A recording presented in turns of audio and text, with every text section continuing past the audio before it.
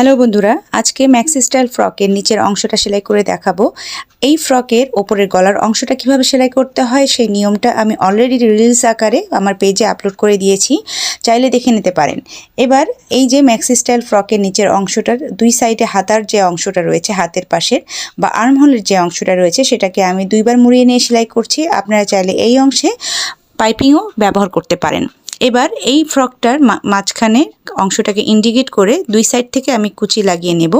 এই যে কুচিগুলোকে আমি ভাঁজ করে নিচ্ছি, এটা আপনার পছন্দ মতো করে কুচিটাকে সেট করে নিতে পারেন। আপনার বেবির বুকের অংশে যতটুকু কাপড় রাখতে হবে ঠিক সেই রকম মাপ অনুযায়ী আমি মাঝখানে ঠিক মাঝখান থেকে যে সেলাই শুরু করেছিলাম ঠিক অপোজিট ডিরেকশনে আবার কুচি লাগিয়ে সেলাই করছি।